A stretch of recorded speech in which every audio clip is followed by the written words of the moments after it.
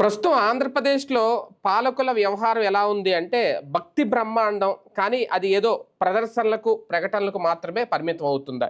ఇది నేను అంటున్న మాట కాదు. సోషల్ మీడియాలో ఇప్పుడు పవన్ కళ్యాణ్‌ని చాలామంది ప్రశ్నిస్తున్నారు. దానికి కారణం సనాతన ధర్మాన్ని ఆయన భుజాన వేసుకోవడం. ఓకే. తీసుకోవడంలో తప్పేం లేదు. సనాతన ధర్మాన్ని పరిరక్షించడానికి కూడా ఒక పవన్ కళ్యాణ్ లాంటి వ్యక్తి డిప్యూటీ సీఎం హోదాలో పోరాటం చేయడంలో కూడా తప్పు లేదు. కాకపోతే అది కొంతవరకే పరిమితం అవుతుందా? ఒక కాశీనాయన క్షేత్రం లాంటిది కూల్చేసినప్పుడు మాట్లాడరు. విజయవాడలో వినాయక ఆలయాన్ని అది కూడా ఏడాదిగా నిర్మాణం చేసేసి రేపో మాపో ప్రారంభం అవుతుందన్న టైంలో సడన్గా బుల్డోజర్ వెళ్ళి దాన్ని కూల్చేసినా దానికి సంబంధించి ఎవరు పట్టించుకోరు. కాశీనాయన క్షేత్రం అంటే ఓకే, ఆగమేఘాల మీద ఏదో నిర్మించారు, ఇంకా కొన్ని నిర్మించాల్సినవి ఉన్నాయి. ప్రస్తుతం అయితే అక్కడ కార్యకలాపాలు కొనసాగుతున్నాయని దాని మీద మాట్లాడరు. గుళ్ళు కొట్టేస్తున్నా మాట్లాడరు. కానీ పైగా సనాతన ధర్మం అంటారు అనేది. ఇక్కడ బాబు గారిని ప్రశ్నిస్తున్నారా, లేదంటే నారా లోకేష్ని ప్రశ్నిస్తున్నారా అంటే అధికారంలో వాళ్ళు ఉన్నారు కాబట్టి వాళ్ళని ప్రశ్నించాలి. అంతకు మించి ఇది హిందుత్వానికి సంబంధించిన అంశం కాబట్టి, సనాతన ధర్మానికి నేనే కేర్ ఆఫ్ అడ్రస్ అని చెప్పుకుంటున్నారు కాబట్టి పవన్ కళ్యాణ్ అయితే ప్రశ్నిస్తున్నారు. ఇప్పుడు వీళ్ళిద్దరూ ఏం సమాధానం చెప్తారు, లేదంటే హిందుత్వం విషయంలో, లేదంటే హిందూ దేవాలయాలంటే అంత చులకన అనేది ఒక మేజర్ ప్రశ్న. ఇదే అంశం మీద చర్చించే ప్రయత్నం చేద్దాం. సరే, ఆల్రెడీ నిన్న చిన్న సందర్భంలో మనం మాట్లాడుకున్నాం, దానికి సెపరేట్గా చేద్దామని. అదే నేపథ్యం ఈ లోపల ఆల్రెడీ ఇష్యూ రేజ్ అయిపోయింది. సోషల్ మీడియా అంతా ఇదే. ఇప్పుడు దాదాపు మీకు కూడా తెలుసు, ప్రతి వీధిలో ప్రతి ఊరిలో దాదాపు 10 ఇళ్ళకి ఒకటి ఉంటుందేమో చర్చ్ అనేది. అలాగే ముస్లింలకు సంబంధించిన మసీదులు కూడా చాలా చోట్ల ఉంటాయి. వాటి జోలికి ఎవరు వెళ్ళరు. ఇక్కడ వీళ్ళ ఒక కమ్యూనిటీలో సాధారణంగా చాలామంది కమ్యూనిటీలో సెపరేట్గా గుళ్ళు కట్టుకుంటూ ఉంటారు. ఎందుకంటే వాళ్ళకి ఎక్కడో టెంపుల్స్ ఉంటాయి, దూరంగా వెళ్ళలేరనేది. దీన్ని ఏదో ఆక్రమణ స్థలం అనో లేదంటే కామన్ ఏరియాలో కట్టేస్తున్నారనే సాగుతూ అది కూడా ఏడాది తర్వాత సడన్గా వెళ్ళి అధికారులు కూల్చేయడం. అధికారుల అత్యుత్సాహమా, పాలకుల నిర్లక్ష్యమా, ఎలా చూడాలి? ఇక్కడ సమస్య ఒకటే. అధికారులందరికీ కూడా ముస్లింలంటే భయం, క్రైస్తవులంటే భయం. ప్రభుత్వాలకి కూడా వాళ్ళ విషయంలో ఉదారత ఉంటుంది, వాళ్ళ విషయంలో జాగ్రత్త ఉంటుంది. హిందువుల విషయంలో మనం కంట్రోల్ చేయగలం, కులపరంగా కంట్రోల్ చేయగలం, వర్గపరంగా కంట్రోల్ చేయగలం, పార్టీ పరంగా కంట్రోల్ చేయగలం, నాయకత్వ పరంగా కంట్రోల్ చేయగలం. లేదంటే కేసులు పెడితే భయపడిపోతారు. ఇది సహజంగా జరిగే తీరు. ఆంధ్రప్రదేశ్లో మరింత ఎక్కువగా ఉండేటటువంటి తత్వం. ఇప్పుడు మొన్న రాయచోటిలో 130 ఏళ్ల చరిత్ర కలిగినటువంటి ఆలయం అది, వీరభద్రేశ్వర ఆలయం. 130 ఏళ్ల చరిత్ర కలిగినటువంటి అసలు ఆ దేవాలయ స్థలాలలోనే ఇతర ప్రార్థనా స్థలాలు వచ్చినాయి. ఆ దేవాలయ స్థలం ఏదంతా అసలు ఆ టెంపుల్ చుట్టూతా ఉన్నటువంటి స్థలం అంతా ఆ టెంపుల్దే. మీకు వక్ఫ్ భూములు అయితే కనుక వాళ్ళ భూమిలో వేరే వాళ్ళు ఏలు పెట్టడానికి వీల్లేదని కదా చట్టం. అవును, దేవాదాయ భూమి ఎన్ని చోట్ల అట్లా ఉన్నాయి. మొన్న ఒక గుంటూరు జిల్లాలో లెక్క తీశారు, దాదాపు 300 ఎకరాలు ఏమో అన్యాక్రాంతమై ఉంది. ఒక గుంటూరు జిల్లాలో దేవుడు మాన్యాలు వేల ఆక్రమణలు ఉన్నాయి. ఎవరు ఆక్రమించుకున్నారు? ముస్లింలో క్రైస్తవులో కాదు, హిందువులే ఆక్రమించుకుని వ్యాపారం చేసుకుంటారు, వాడేసుకుంటారు. దేవుడి దగ్గరికి వెళ్ళి కొబ్బరికాయ కొట్టేసి ప్రాయశ్చిత్తం చేసుకుంటారు. అంటే దేవుడు సొమ్మును దోచుకుని, అయ్యా నీ దోచుకుని మేము బతుకుతున్నాం, దాంట్లో ఉంచుకో అని చెప్పేసి కొబ్బరికాయ కొట్టేస్తారు. అంటే ఇక్కడ ఒక పాయింట్ సార్, హిందువుల ఆలయాలకు సంబంధించిన ఆస్తులకు సంబంధించిన పరిరక్షణ చట్టం కూడా సక్రమంగా లేకపోవడం ఏమో ఇక్కడ సమస్య. ఏంటంటే అసలు దేవాదాయ శాఖ అంత దౌర్భాగ్య శాఖ ప్రపంచంలో మరెక్కడా లేదు. అసలు అది పెట్టింది ఎందుకని? తెలుగుదేశం టైంలోనే పెట్టారు. ఏమని? అంతకుముందు ప్రైవేట్ ఆలయాలు ఉండేవి. అంటే ఆలయానికి ప్రైవేట్ ఏంటి, ప్రభుత్వం ఏంటి, భక్తులు నిర్వహించుకునేవాళ్ళు ఆలయాల్ని. నిర్వహించుకుంటుంటే అలాగ ఒక కమిటీలుగా ఉండి దానికి దానం చేసినటువంటి ఆస్తులు వీటిలో కొన్ని అన్యాక్రాంతం అవుతున్నాయి. ఇప్పుడు చెప్పినట్టు కబ్జాలు అవుతున్నాయి, లేదా డబ్బులు ఇవ్వట్లేదు, అట్లా దాంట్లో అద్దెలకు ఉంటున్న వాళ్ళు. అట్లాగే దేవుళ్ళకి సంబంధించిన ఆ డబ్బులకి జవాబుదారీ ఉండట్లేదు, వాళ్ళు గొడవ పడుతున్నారు. సాధారణంగా కమిటీలు ఉన్నటువంటి సందర్భంలో ఇద్దరి మధ్య తెగ వస్తుంది. మీరు 100 రూపాయలు దానికి ఎందుకు పెట్టారు టేబుల్కి, నేనైతే 80 రూపాయలకి ఇప్పిస్తాను కదా అని ఒకటి గొడవ పెడతాడు. ఎందుకు? ఆధిపత్యం కావాలనుకునేవాడు. అట్లాంటి గొడవలు పెట్టే వాళ్ళ కంప్లైంట్ల ఆధారంగా దేవాదాయ ధర్మాదాయ చట్టం తెచ్చి ఆలయ ఆస్తులు పరిరక్షిస్తాం, ఆలయాల ధూపదీప నైవేద్యాలు పరిరక్షిస్తామని చట్టం తెచ్చి ఆ తర్వాత నాశనం అయిపోయినాయి. ఆ తర్వాత ధూపదీప నైవేద్యాలు పోయినాయి. ఆ తర్వాత ఆలయాలకు కానీ ధర్మసత్రాలు కానీ సర్వనాశనం అయినాయి. వేల ఆలయాలు జీర్ణోద్ధరణకు నోచుకోలేనటువంటి పరిస్థితులు అయిపోయినాయి. వేల ఆలయాల్లో చివరికి 5,000 రూపాయలు అర్చకుడికి చేతికి ఇచ్చేసి అబ్బా మేము ఇచ్చామని శబాష్ అని సంకలు గుద్దుకుంటున్న కర్మ పట్టింది మనకి. ఆ ఆలయాల ఆస్తులన్నీ వెళ్ళి పార్టీల నాయకుల చేతుల్లో లేకపోతే వేరే వాడి చేతుల్లో ఉన్నాయి. సిగ్గులేని జన్మ మనది హిందువులది, భారతదేశంలో మరి ఎక్కడా లేదు.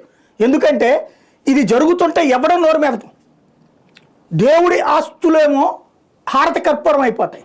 దేవుడికి పూజలు చేయడానికి అర్చకుడు పాపం రాత్రి పగలు ఆయన మీదనే ఆధారపడి మిరాసి వ్యవస్థను నాశనం చేశారు. మిరాసి వ్యవస్థ తీసేశారు. తరతరాలుగా వచ్చేవాళ్ళు ఇప్పుడు అర్చకుడు కోసం ఎత్తుక్కోవాల్సి వస్తుంది. ఎందుకని వాళ్ళు దాని మీద బతికేవాళ్ళు, ఆ తర్వాత మనకి అర్చకులు దొరికేవాళ్ళు. ఇవాళ రోజున పెళ్లికి అర్చకుడు దొరకాలంటే పునరుద్ధరించారు, కానీ ఆయన దుర్మార్గుడు కదా, ఆయన వదిలేద్దాం. ఆయన హిందూ ధర్మ వ్యతిరేకి కదా వీళ్ళు చెప్పేటటువంటి కాన్సెప్ట్ తో, అది వదిలేద్దాం. కాబట్టి ఇక్కడ ధర్మం ఎక్కువ పెరిగిపోయింది. కానీ తిరుమల తిరుపతి దేవస్థానం నుంచి ప్రతి చోట జరిగింది ఏంటి? ఆలయాలు బాగు కోరారా? 20% ఆలయాలు బాగుంటే 80% ఆలయాలు నాశనమైనవి. చివరికి అక్కడ కేవలం అరే గతంలో ఏ కమిటీలు చెయ్యని దరిద్రం, దర్శనానికి డబ్బులా? ఇదివరకు నేను 10th క్లాస్ చదివేటప్పుడు గుళ్ళో దుర్గగుళ్ళో మంచినీళ్ళు పోసేవాళ్ళం. 10th నుంచి నా డిగ్రీ దాకా కూడా క్యూ లైన్లు నడపడము ఇట్లాంటిది స్వచ్ఛంద సంస్థల తరపున. ఆ రోజుల్లో దర్శన హారతి టైంకి హారతి తలుపు అక్కడ ఆపేస్తారు, ఆ లోపల ఉన్న వాళ్ళందరికీ హారతి ఇచ్చేవాళ్ళు. ఇవాళ రోజున హారతికి డబ్బులట, ఖడ్గమాల పూజకి డబ్బులట, 1000 రూపాయలట, బ్రేక్ దర్శనం అట. అప్పట్లో ఏంటది 5 రూపాయల దర్శనం ఉండేది, ఏంటి అర్జెంటుగా వెళ్ళాలనుకునే వాళ్ళ కోసం. ఇప్పుడు అర్జెంటుగా కావాలంటే 500 రూపాయలు. ఎక్కడికి పోతున్నాం మనం దర్శనాలు అంటే? దేవుణ్ణి దర్శించుకోవాలంటే నీ దగ్గర డబ్బులు ఉంటే గుడికి పో, అంతే. డబ్బులు లేకపోతే ఇంట్లో దండం పెట్టుకో, లేదా బయట నుంచి నమస్కారం పెట్టుకుని పో. ఏ హిందూ అడ్డు పడుతున్నాడు? ఏ హిందువు తప్పు పడుతున్నాడు? ఈ సొమ్మంతా ఎవరు తింటున్నారు? ఇవాళ మ్యూజియంలకి డబ్బులు ఇస్తున్నారు, గవర్నమెంట్ డబ్బులు. పాస్టర్లకి ఇవాళ డబ్బులు రిలీజ్ చేశారు 12.5 కోట్లు ఎంతో. ఏది క్రిందటి ఏడాది నుంచి ఇప్పటిదాకా ఇవ్వలేదట.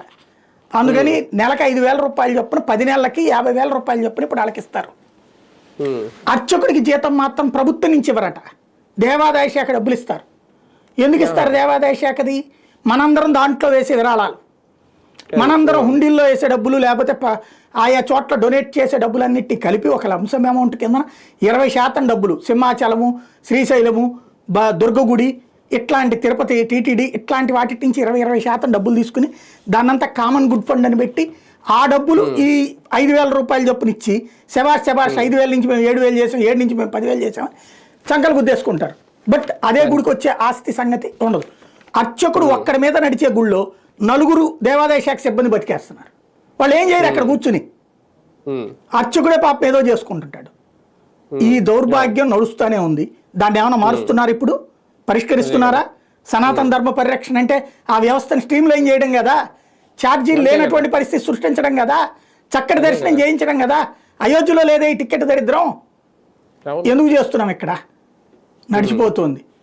కాకపోతే సమస్య ఇప్పుడు ఇవి ఉన్నాయి అనుకోండి. ఫర్ ఎగ్జాంపుల్ రాయచోటి ఏం జరుగుతుంది? అక్కడ తీసుకెళ్లి హిందువులను అరెస్ట్ చేశారు. మీకు విచిత్రం ఏంటో తెలుసా? భారతీయ జనతా పార్టీ ఇప్పుడు కూటమిలో అధికారంలో ఉంది కదా, భారతీయ జనతా పార్టీ జనరల్ సెక్రటరీని తీసుకెళ్లి బొక్కలో దోశారు. నిన్న విడుదలైతే ఆయనకి హారతలు ఇచ్చి బయటికి తెచ్చారు. వాళ్ళకి వాళ్ళు హారతలు ఇచ్చుకోవాల్సిన కరం పట్టింది. వీరభద్రుడి కోసం మేము జైలుకి వెళ్ళామని వాళ్ళు చెప్పుకోవాల్సి వచ్చింది. ఎందుకంటే అవతల వర్గాన్ని సాటిస్ఫై చేయడం కోసం ఇలా జైల్లో పెట్టాలి, రాళ్ళు వేసిన వర్గాన్ని సాటిస్ఫై చేయడం కోసం. జోక్ అది. రాళ్ళు వేసిన వర్గాన్ని సంతృప్తి పరచడానికి రాళ్ల దెబ్బలు తిన్న వర్గాన్ని జైల్లో పెట్టాలి. ఇంతకంటే విచిత్రం ప్రపంచంలో మరి ఎక్కడన్నా ఉంటుందా? కాశీనాయన క్షేత్రం ఏం పాపం చేశారు వాళ్ళు? ఆలయానికి సంబంధించినటువంటి ఆస్తుల పోయినాయేమన్నా? అడవిలో ఎన్ని చోట్ల లేవు.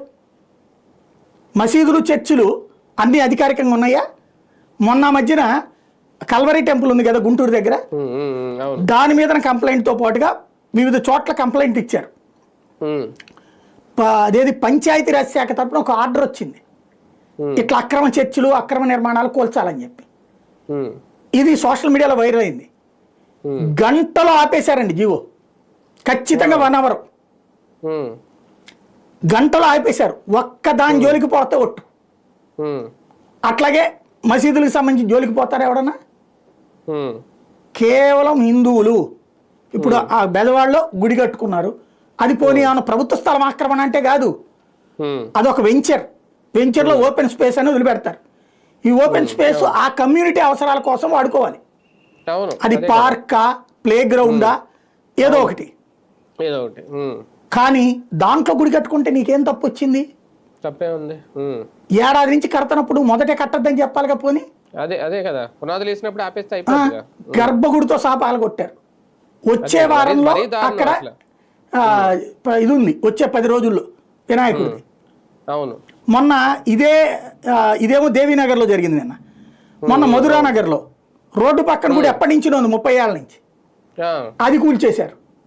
ఉమ్, ఇవాళ ఇందాకన ఎవరెవరు సాదినేని యామిని, ఇంతకుముందు తెలుగుదేశం కదా, ఇప్పుడు ఆవిడ పెట్టిన ఒక స్టేట్మెంట్, నూజివీడులోని కృష్ణ సెంటర్లో అట 200 సంవత్సరాల చరిత్ర కలిగి గంగానమ్మ విగ్రహం ఉందట, దాన్ని ధ్వంసం చేశారట. ఇప్పుడు వీళ్ళు ఖండిస్తున్నాం, మా వంతుగా జరిగిన సంఘటనకు సంబంధిత అధికారుల దృష్టికి తీసుకెళ్ళాం, హోంశాఖ మంత్రి వెంటనే స్పందించి చర్యలు తీసుకోవాలి, వెంటనే వీళ్ళు కూడా కఠినంగా శిక్షిస్తాం దీంట్లో, ఇదో స్టేట్మెంట్ ఉంటుంది. ఏం జరుగుతున్నాయి? బీకోట్లో ఏం జరిగింది, పెడంలో ఏం జరిగింది, విశాఖపట్నంలో గుడి కూలిస్తే అది వైఎస్ఆర్ కాంగ్రెస్ పార్టీ వాళ్ళకి సంబంధించినోడు కట్టించాళ్లే రోడ్డుకు ఆనుకుని, తప్పే ఉంది కూలిస్తేనే విష్ణుకుమార్ రాజు స్టేట్మెంట్ ఇస్తాడు. సరే, మరి అదే మిగతా వాళ్ళ ఏ పార్టీ వాడు కట్టించి ఉంటాడు మిగతా మతాలయ్యి? మళ్ళీ వీళ్ళందరికీ హిందువులు ఓట్లే కావాలి. హిందువుల్లో చైతన్యం రానంత వరకు ఏది మా పార్టీ వాడు, మా కులపోడు, మా అభిమాన నాయకుడు, మా అభిమాన నటుడు, ఇట్లాంటివన్నీ ఉన్నంతసేపు ఇట్లాంటివి జరుగుతూనే ఉంటాయి. మనం కాసేపు ఇట్లా మాట్లాడుకుంటానే ఉంటాం, ఏమీ ఉండదు. వాస్తవానికి ఇంతకుముందు జగన్ హయాంలో ఆయన ఒక క్రైస్తవుడు, అప్పుడే హిందూ ధర్మాన్ని పట్టించుకోలేదు, హిందూ ధర్మ పరిరక్షణ కరువైంది, అప్పుడే గొళ్ళ కూల్చివేతలు ఎక్కువ ఉన్నాయి అన్నారు. ఇప్పుడు చూస్తే ఇక 2 రోజులకు ఒకసారి ఈ న్యూస్ వినాల్సి వస్తుంది. ఎవరి హయాంలో కూల్చారండి? 70 గుళ్ళు కూల్చింది ఎప్పుడు? అప్పుడు 2014 కట్టించారా పోనేది? అది జగన్ అందులో 10-15 కట్టించాడు దీని దగ్గర. అంటే జగన్ హయాంలో జరిగినవి ఏంటంటే రాముడి తల నరికేయడం గానీ, లేదంటే అక్కడ ఖచ్చితంగా అంతర్వేది రథదగ్ధం, నోటికి వచ్చిన కోతలు కూసాడు ఆయన కొడాలని అని, చివరికి ఇప్పుడు నరకం అనుభవిస్తున్నాడు మనిషి. అదే మనిషి అనారోగ్యంగాని పాపపు మాటలు మాట్లాడాడు ఆ రోజున. విగ్రహం పోతే విగ్రహం పెట్టిస్తాం, రథం పోతే రథం పెట్టిస్తాం, దాన్ని తప్పు పెట్టాం కదా, అది తప్పే అంటున్నాం కదా, ఇది కూడా తప్పే కదా. అతన్ని నిందించినటువంటి వాళ్ళు నువ్వెందుకు ఆగుతున్నారు? ఇదే కనుక జగన్ టైంలో జరుగుంటే హిందుత్వ నాశనం. ఇది విచిత్రమైన సిస్టమ్. అదే నేను అనేది ఏంటంటే సార్, ఓకే జగన్ టైంలోనూ హిందుత్వాన్ని నాశనం చేసేసాడు, ఇప్పుడు కూడా మరి ఎవరు చేస్తున్నారు? ఇంకా ఎవరికి చిత్తశుద్ధి ఉంది హిందుత్వం మీద? ఒక పక్కనేమో మొన్నటి వరకు ఈ 6 నెలల్లో ఆయన దీక్షలోనే ఉన్నాడు, ఆ కాషాయంలోనే కనిపించాడు పవన్ కళ్యాణ్ గారు, మొత్తం సనాతన ధర్మం పరిరక్షణ కోసమే అన్నారు. అక్కడ ఏదో కల్తీనే జరిగితే ఇనిషియేట్గా ఆయన తీసుకొని క్షమాపణ చెప్పాడు, ఓకే అద్భుతం అన్నారు దానికి కూడా. కానీ ఈ విషయాలు వచ్చేటప్పటికి మౌనం, సైలెన్స్. ఎప్పుడు పబ్లిక్లో ఒక డైవర్షన్ కావాలన్నప్పుడు దేవుణ్ణి వాడుకోవడం అన్నటువంటిది సుదీర్ఘకాలం నడిచింది. మళ్ళీ ఇప్పుడు అయ్యే జరుగుతున్నాయి. దైవద్రోహం చేస్తున్నామని మర్చిపోతున్నారు, ధర్మద్రోహం చేస్తున్నామని మర్చిపోతున్నారు, మీకు ఇచ్చిన బాధ్యతలు మర్చిపోతున్నారు. రాజ్యాధికారం చేతిలో ఉన్నప్పుడు తక్షణం ఎందుకు స్పందించలేకపోతున్నారు? ఏం జరిగిందో ఎందుకు సమాధానం చెప్పలేకపోతున్నారు? ఒకవేళ తప్పు హిందువులది అయింది, ఎక్స్ప్లెయిన్ ఇట్. కానీ ప్రజల్లో చర్చ వస్తుంది. ఇప్పుడు ఫర్ ఎగ్జాంపుల్ ఈ గుడిదాని గురించి వీళ్ళు ఏం సమాధానం చెప్తారు? మీరు అన్న గుడి గురించి ఓపెన్ స్పేస్ ప్రభుత్వానికి ఇచ్చేసాక అది ప్రభుత్వ స్థలమే, దాంట్లో ఎట్ట కడతారని అంటారు రేపు పొద్దున. గుడ్, ఆ మాట వీళ్ళు నోటుతో అన్నారు అనుకోండి, వెంటనే ప్రతి ఒక్కడి వాళ్ళ హిందూ చైతన్యవంతుడు అయ్యాడు. ఈ ఫోటోలన్నీ తెస్తాడు, మసీద్ ఎక్కడ ఉంది, చర్చ్ ఎక్కడ ఉంది, ఏ స్థలంలో ఉంది. కాబట్టి ఏం మాట్లాడకుండా డైరెక్ట్గా సైలెంట్గా కూల్చిపిచ్చేస్తున్నారు. కూల్చేస్తున్న జోలికి రావటం ఇందులో తెలుసా మీకు?